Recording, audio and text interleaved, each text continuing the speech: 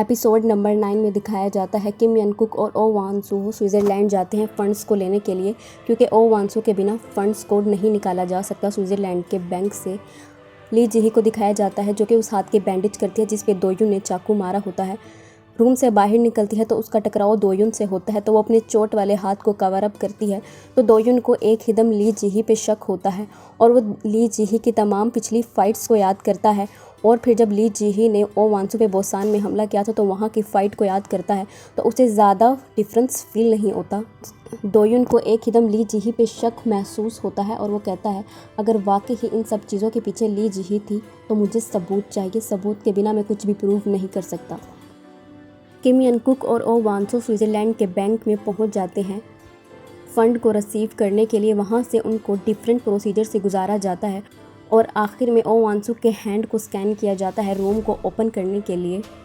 और उसके बाद उन्हें फ़ंड्स को दिखाया जाता है जो कि काफ़ी बड़ी मिकदार में सोना और पैसे होते हैं। इतने सारे पैसे देखकर ओ वानसू शौक में रह जाती है और किम यनकुक का भी यही हाल होता है। ओ वानसू और किम यनकुक तमाम फंड्स को लेकर साउथ कोरिया वापस आ जाते हैं। वहाँ पर उनके बॉडीगार्ड उनको रिसीव करते हैं। पाक मिरान अपने दोनों बेटों के साथ मीटिंग करते हैं और वो डिसाइड करते हैं कि वो पैसे को आपस में किस तरह बांटेंगे। जबकि पाक मिरान गुस्से में कहती है वो पैसा पहले हमें मिल तो जाए, वो सारा पैसा नौ फाउंडेशन को डोनेट कर दिया गया है। अब सोचना ये है कि नौ फाउंडेशन से वो पैसा किस तरह वापस लेना है। योमिन बोलता है 18 ट्रिलियन में से आधे पैसे मुझे मिलने चाहिए, मैं भी तो आखिर इस विरासत का हकदार हूँ। तो किम यंकुक बोलता है तुम्हें एक फूटी कौड़ी भी नहीं मिलेगी क्योंकि तुम इस फैमिली के मेंबर ही नहीं हो। योमिन उसकी बात सुनकर बुरी तरीके से शौक में आ जाता है और कहता है तुम क्या बकवास कर रहे हो, मैं भी तो इस फैमिली का ही मेंबर हूँ।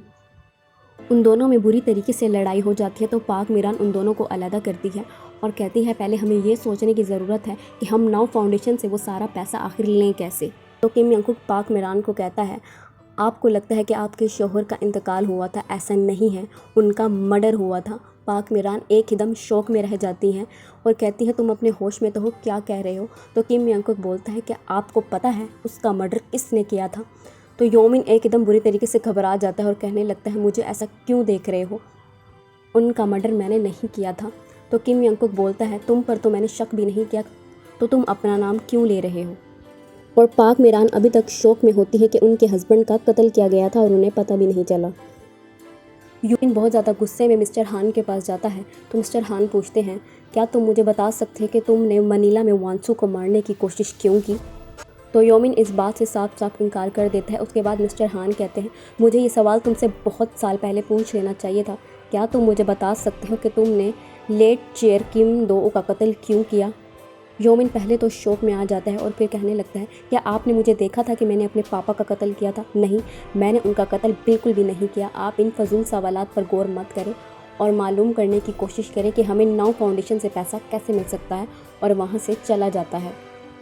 मिस्टर हान माजी में झांकते हैं जहाँ पर किम दाओ की लाश पड़ी होती है, उनके सर से खून निकल रहा होता है और योमिन वहाँ पर खड़ा होता है, उसके पूरी बॉडी पर खून लगा होता है।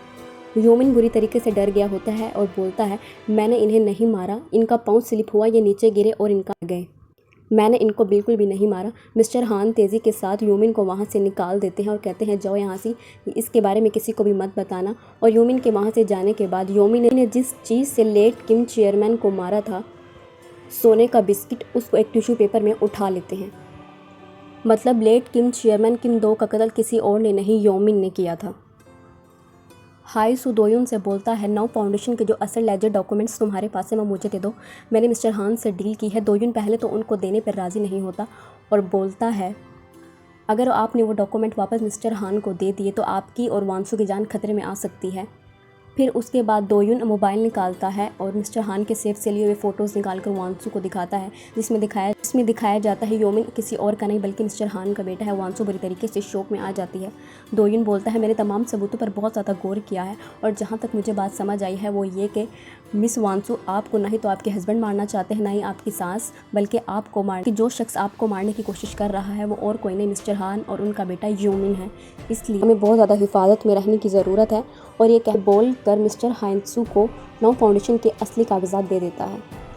किम यनकुक अपने बेटे जुनही को मिलने के लिए बुलाता है और फिर वो लोग एक तरफ बैठकर बात करने लगते हैं। किम यंकुक जुनही से पूछता है क्या तुम्हें मालूम है कि मैं कौन हूँ। तो जुनही बोलता है हाँ मुझे मालूम है, आप मेरे पापा हैं।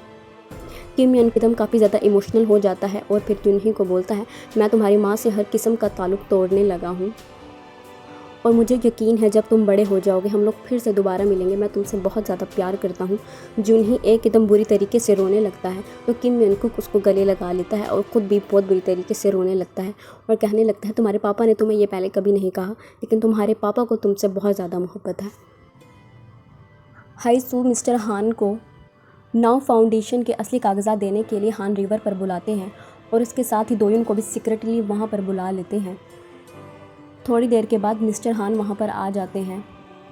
हाइंसू दोयुन को कॉल करता है, दोयुन कॉल पिक कर रिकॉर्डिंग पिक्स लगा देता है और वहाँ पर गाड़ी के पीछे एक कैमरा भी लगा देता है जो तमाम बातों को और हाइंसू को रिकॉर्ड करने लगता है। मिस्टर हान को बोलता है, मैं तुम्हें नाउ फाउंडेशन के असली कागजात दे रहा हूँ, लेकिन मुझसे वादा करो मेरी बहन को कोई नुकसान नहीं होगा, तुम उसके साथ कुछ भी बुरा नहीं करोगे।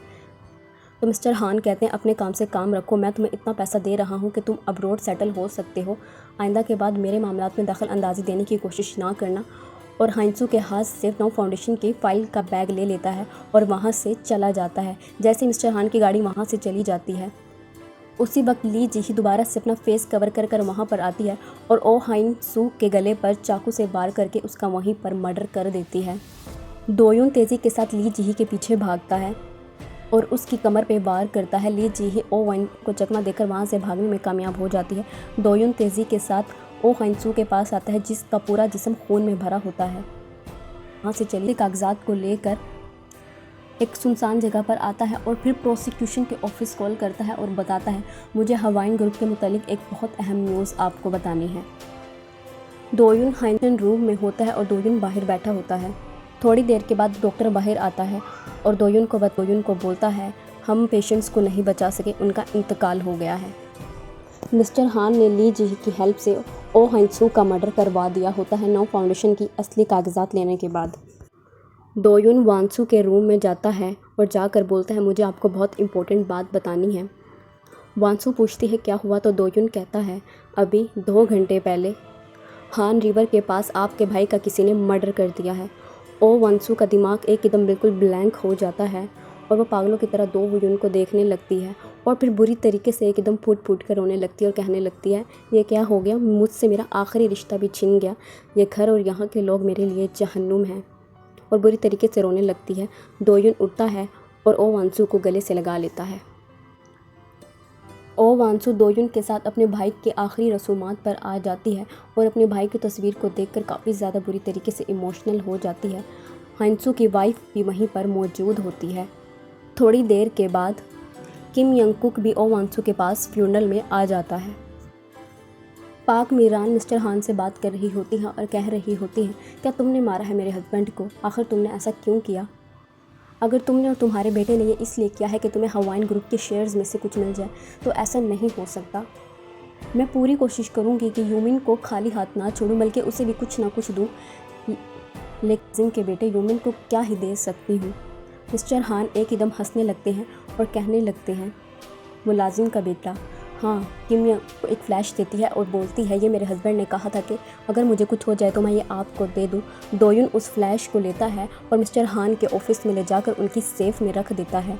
फिर उसे याद आता है कि उसने ओ हाइंसू की वाइफ को कहा था, क्या आप प्रोसिक्यूशन बता सकती हैं कि आपके हस्बैंड ओ वाइंसू ने अपनी ज़िंदगी में मिस्टर हान के ख़िलाफ़ कुछ सबूत तैयार किए थे जो कि इस वक्त मिस्टर हान की सेफ़ में मौजूद हैं। दोयुन ने मिस्टर की तैयारियाँ करना शुरू कर दी थी। मिस्टर हान ने जो कॉल प्रोसिक्यूशन